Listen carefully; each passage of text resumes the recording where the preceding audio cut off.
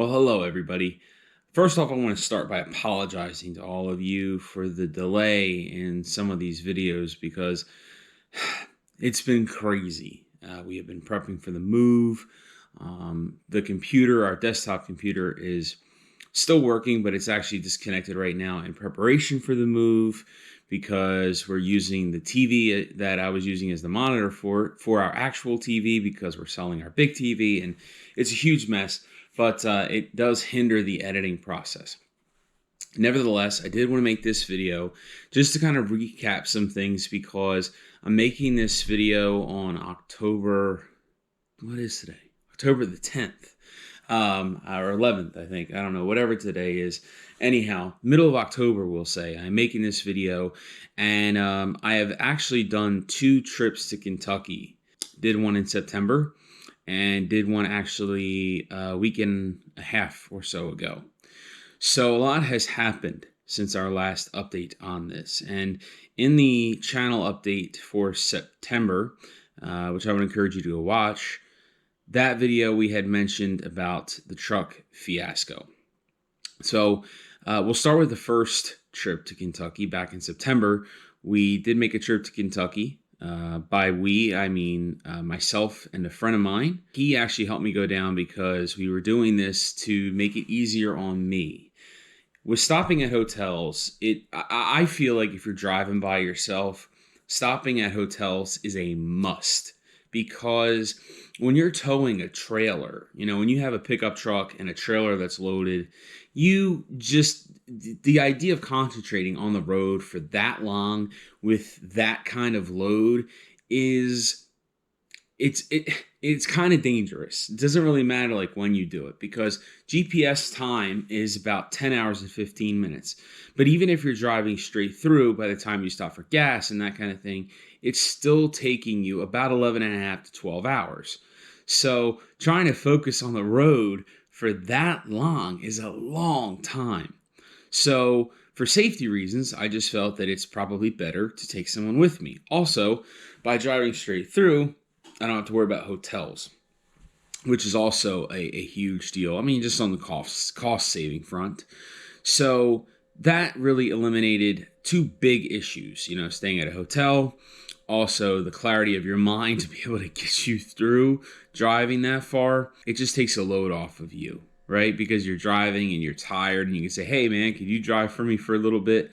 And you've got another driver to switch off with. It's so much easier. So if you're doing a long move, I would say anything longer than like 6 hours or so GPS time, then I would say you probably want to get somebody to do this with you. It will just make it a lot easier. I will say though, when we were loading the trailer here, I was using a 22-foot enclosed trailer, dual axle, along with a 2007 Ram 2500 gasoline Hemi engine to pull it. And when we were loading it, I had noticed that the truck was squatting in the rear because there was so much weight in the trailer. We took filing cabinet, we took a big cabinet that was actually to my right over here that you guys may have seen in some of the videos. It was like a little pantry, which is heavy, it's solid. I also took the kitchen chairs, took a wood stove. I mean, it was just really a heavy load. That along with a bed full of my tools and things like that we were just getting down there. So it was a lot of weight. And I was concerned. Well, that concern became terror, if you will, when we got into Kentucky. We planned the trip so that I would be driving from basically the Kentucky border once you get in from West Virginia. I would be driving from there to the house because in order to back up into our driveway, there was a little bit of an art form to it because the roads are so narrow and you're driving such a big trailer. So I said, hey, look, we'll get me to the West Virginia border. And we did switch off between. He didn't drive straight through. But, we planned the driving arrangement so that I would be driving from that Kentucky border to the house. So we stopped at a gas station to fill up once we got into Kentucky, and everything was fine. Got out, went to the restroom, filled up, got back in the truck. I was driving now, and I start to drive, and I'm hearing this noise. And I am no mechanic, but I do know a bit about cars. And so I knew what this noise was. It was definitely a transmission grind, if you will. And I knew that there was a problem. So my thought was, well, let's just get to the house. I'll unload the trailer, unload the truck, take the trailer off, and drive the truck and see if it's still making the noise. Hopefully, it's just the trailer. Well, unfortunately, we did that, and no, it was definitely the truck. So I was in a panic situation right now. I really was in a panic because I'm like, what am I going to do? Like, I've got this trailer. I got to get home. How am I going to work this? So we wound up leaving that trailer down in Kentucky with a friend because I figured if the truck broke down, I could get a tow. It would not be cheap, but I could get a tow if I had to for the truck. If you are doing this long haul trip or any kind of big move like this, getting a tow for a trailer, even though it just takes a 2 5/16 ball hitch, it's nothing fancy, it's not a fifth wheel, to get that towed would be incredible. And we found this out when we broke down in West Virginia, or Virginia. I think it was actually Virginia. We broke down in the spring, and it was just basically the truck wouldn't start. It's bad ground cable that I didn't know about. No big deal. I couldn't even find somebody to tow me 10 feet into a parking spot, let alone miles and miles to get us back home. So I was very concerned. So that's why we left the trailer down there, and the idea was, okay, we'll just get back with the truck and go from there. While we were sitting there, kind of just waiting on contractors and stuff, because I did meet with them, while we were just sitting there, I did look up how much it would be to rent a box truck to get from where we are in New Jersey to Kentucky and back. Because it wouldn't make sense to drive 2 vehicles because then we can't switch off, and, it just made a mess of things. So we would basically need to drive it back. We were looking at about $2,000 to do that, not including gas.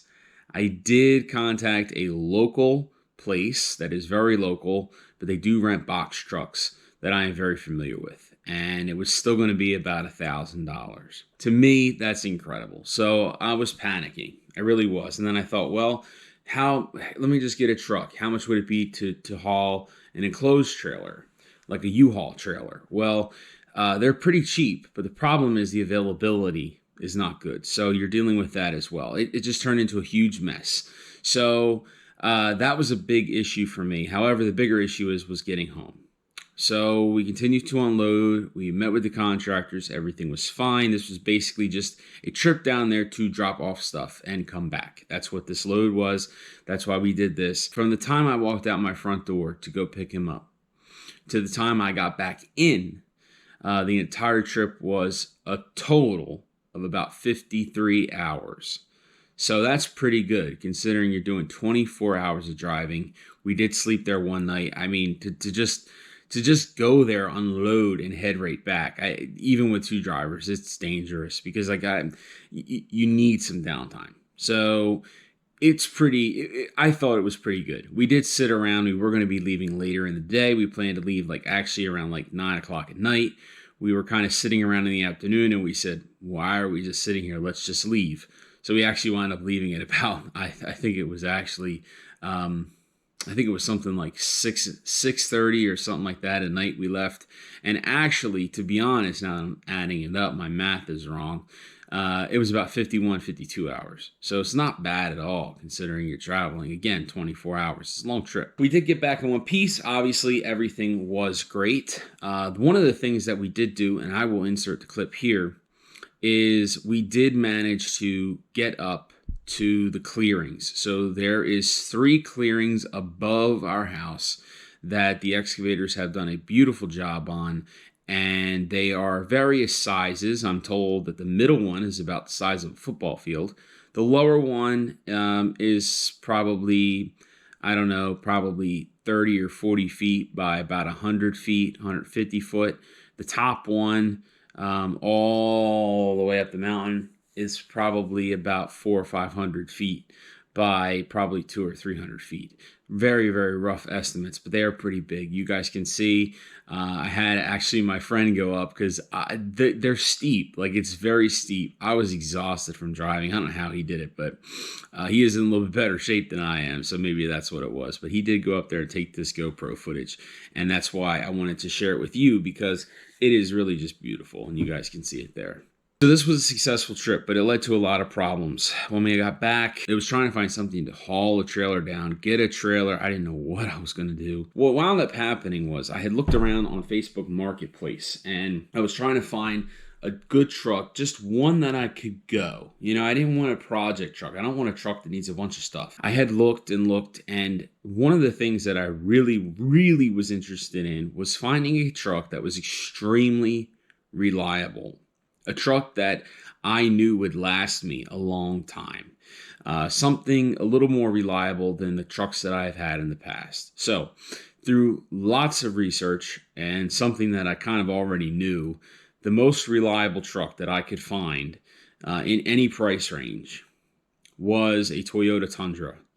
And I will tell you that, you know, those trucks are just solid. As a matter of fact, a lot of the mid 2000 to late 2000 models were actually made in the USA. So that's how cool that is. But I had started looking for them, and I had looked at a couple, and again, it was like a project truck. Like, you know, the 4x4 didn't work, or, you know, like the windows didn't work. It was just too much. So I wound up going to a used car dealer that's about 10 minutes away from us. Went there. He had a 2007 Toyota Tundra that was ready to go. Pretty low mileage at a pretty decent, albeit expensive because of the times we live in, but it was pretty reasonable. So I actually snatched it up. So I did buy it, and I do have it. And I will tell you, just funny note, I will try to slip in a picture here.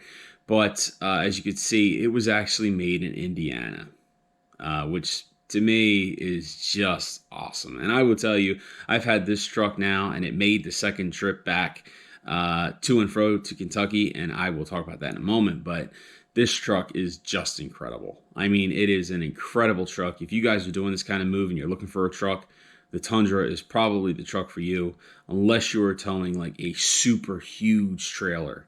It could handle the 22 foot, but that was in Kentucky. So now I was back to the drawing board for a trailer.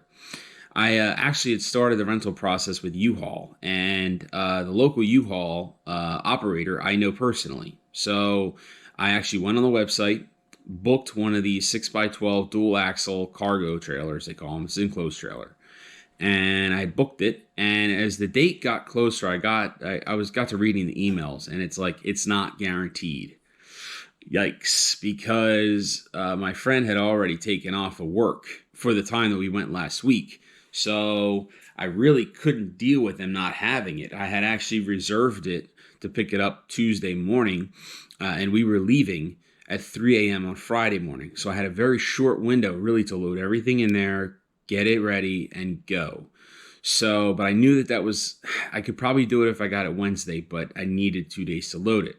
So I actually called my friend that I know that operates the U-Haul in question, and I said, just asking you, when was the last time you guys had one of these 6x12s? And he laughed and he said, did the website tell you we had one? I said, no. I said, it said that you should have one, but it's not guaranteed. He said, I haven't had one of those 6x12s in over a year. Yikes. Another problem. So I started getting cold feet. This was actually, I think it was the Saturday or Friday before we were leaving. So I basically had a week. And I was just, I was beside myself, because what am I going to do? I need a trailer. So I started looking on Facebook Market, and it wound up that I was going to have to travel like an hour and a half, which at this point I was ready to do. I needed a trailer, and I was looking for something smaller. I think the 22 foot was fine, but I just didn't think that we needed anything that big. I think a smaller trailer would have been able to handle it. So I was looking actually in the 12 to 16 foot range was kind of what I was looking for. So I'm looking and things are falling through. Nobody's answering me. Things are way too expensive. And actually, it turned out that a friend of mine who flips cars had put one up on Facebook. It was a 14-foot Ringo enclosed trailer, and it is a beaut. It is single axle, which is okay because we don't have anything super heavy to go. And I snatched it up. I called him right away. I said, hey, look, we got to work this out. Let's get it going. And we made a great deal. And he was very, very nice to me. And it was great. So we worked out a deal, and I have that trailer now. So now it's just a matter of loading the trailer. So we did load the trailer. I had actually got it here on the Saturday before the Friday morning that we were leaving. So I had just under a week to load it, which turned out to be plenty of time. I actually, the Thursday that we, before we left, basically less than 24 hours before we left, I kind of really didn't have to do much. I did a little bit of work on the lights, but other than that, I had to make makeshift lights because the lights weren't working right, which was fine. Again, I got a good deal on it. Wasn't worried about putting a little bit of money into it. My issue was time. So I wound up getting loaded. Everything was fine. We went down. We came back. And everything is good. So the question that everybody asks me is, what's next? What are you guys doing next? So a brief update on the timeline, which I don't really know if it's changed since our last video. Probably not, but I'll go over it again anyway. Basically, our timeline is that Ginger will be giving birth sometime in November, probably. Her due date is November 18th. So could be before, could be after, we don't know. But that's her due date. So it's somewhere probably around there. So the timeline after that really varies. I will not be going anywhere between now and then. We just don't feel that it's safe. Just in case, she does give birth early. We wanted to make sure that I was home. I don't want to get a call, driving through West Virginia with a loaded trailer saying, hey, my water broke, I'm in labor. So I just don't feel comfortable traveling inside of a month of her due date. Just to me, it's not a good idea. So I will be holding off, and we will be doing a couple trips. I'm hoping, guys, pray with me, please, that we've got 2 more trips left, a load of stuff, and then the final trip with the animals and the everyday essentials. Hopefully that is the case. But at least 2 more loads, I would say. Maybe, hopefully not, but maybe a third. But we are on the downtrend for sure. That would be in pretty much December, you might as well say. The other variable in this whole situation is when this house sells. So our house in New Jersey is currently up for sale. So we will, be a little dependent on when that happens. My jobs, my first job, my main job is actually keeping me on until January 1st, regardless. My other job is basically giving me an open end date. So I can leave whenever I need to. If we're here a little longer, that's okay. They'll still keep me on payroll. If I'm not, then I can come off early. But I do have to be some involvement until at least January 1st with my main job. So I figure that can probably work. I do have some vacation time saved up. So, we can kind of just make it so that I am here until the 1st. I don't think that's going to be a problem. But that is timeline. So if everything goes well, and I do say if everything goes well, we will officially be Kentuckians by January 1st. The only thing that would stop that is any kind of baby things that would come up, or if the house just doesn't sell, which we will be doing some things here that I wish I could tell you guys. I just can't yet. But I will, I promise. We will tell you. That will be a future video on the horrors of selling a home. It's just, and it's honestly, guys, it's nothing to do with the house. The house is fine. It's not the house. It is people involved in that process, and that I'll leave it at that for now. But it's a headache, guys. It's a headache. So just pray for us. That's really what we're asking for right now. And again, bear with us. I know the videos are slow, and I do apologize for that. Ginger has done some great shorts, and I do thank her for that, because I know the channel has kind of been nothing there for a little bit. But you have my word that more videos will be coming. It may still be a little slow for a little while longer until we get, on some equal footing and, kind of get where we are. I do have some ideas maybe for the final trip. I don't know how that's going to work as far as videos go, But so we do have some coming. I also want to just say that I had thought about recording, the ride down, some of it, and that still may happen, but I will tell you guys, it is a grueling trip. It really is. And when I started this process, I didn't think it was going to be this grueling, but it is. It is a very, very grueling trip. So, even though, as I said, the first time I got back in my house, about 51 or 52 hours. That's how long the whole thing took. So I think the second time we were a little quicker, and I was actually in about 48, 49 hours. I don't know how you could do it any quicker than that. We might have been able to. We did lose a couple hours. We lost 1 hour sitting in traffic on the way home in this October trip. Also had to wait for the contractors to come. That took a couple hours. So I suppose you could probably be back in about maybe 40 hours. That's pushing it, though. That's really pushing it. Because you do just need to give yourself time to take a nap, go to sleep, go to bed one night. I just think I was actually talking with someone who's like, well, if it's 12 hours or 12 hours back, 48 hours, say 5 hours to unload it, or 12 and 12 is 24. Some people say, well, 12 hours down, 12 hours back is 24 hours plus, say, 5 hours to unload it, 29. You should be back in 30 hours. No. Like, if you're doing that, I give you major props. I don't know how you could do that trip and not go to sleep for at least one night. And you may not sleep well. That's September trip. I did not sleep well at all. Maybe 3 or 4 hours of sleep that night. But this October trip, I slept like a rock.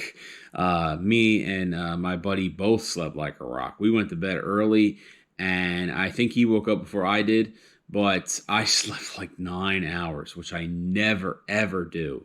My body just like programmed. It will not let me sleep beyond 8 hours. But this, I was just tired because we got there and we unloaded the trailer and truck right away because it was supposed to rain the next day. And it did. And the parking lot was muddy, and it was a great thing that we did it. But we had the trailer unloaded before we went to sleep that night. So we got in and had the trailer unloaded within a couple of hours. And, after such a long trip, it was a lot. So, but we did it. We did it. And lastly, I just want to end on this note, guys, because I don't want to ramble too much, but I just want to end on positivity. If you are planning a move, if you are scared, if you are confused, if you are in a daze, like, yeah, I want to move, but I can't do this. I can't get the financing. I can't do that. I don't know what I'm doing here. I don't know what this is. I don't know how. Whatever the case, I can't stress this enough. I really can't, guys, because I'm living it right now. Do it. Do it. If it's something that you believe that God has placed on your heart to move from where you are, whether it's 600 miles away or 6 miles away, if you feel like God has placed it on your heart to move, I can't say it enough. Just go for it. Like, one thing that this process has taught me is that life is very short. Very, very short. And you only go around this rock one time. So make it a good one time. Make it the one time that you are following what God is telling you to do. And if that means going through all your life stuff, going through every one of your possessions and sorting them out, and, loading travel trailers and having to buy trucks and all this stuff, do it if you can. And, it is a crazy ride, extremely stressful. This is the most stressful time of my entire life. I can say that confidently. But truthfully, guys, thinking about a year from now, when we are getting ready to celebrate, I guess it might be a little bit more than a year from now, but I'm already in the Christmas mood, so you have to excuse me. But about a year from now, when we're sitting in our new home and we are getting ready to have our first Thanksgiving there and our first Christmas, just helps me get through a lot of days where I am just beat. I've taken a little bit more time to watch a little bit more television. And you might say, well, Nick, you've got all this stuff to move. How are you doing that? Because we don't have to be out in 30 days, right? Like, we don't really have a firm timeline. So because we don't have a firm timeline, like, yes, I am working on something every day, but I do make time for rest because I still am working 2 jobs and trying to get everything done here and tons of other things. So there's a lot going on, but take that encouragement, guys. This is something that I think that is necessary for us. That's why we're doing this, and I'm so thankful that you're going with us. Again, thank you for your understanding, guys. God bless you all, and we will see you again in the next one.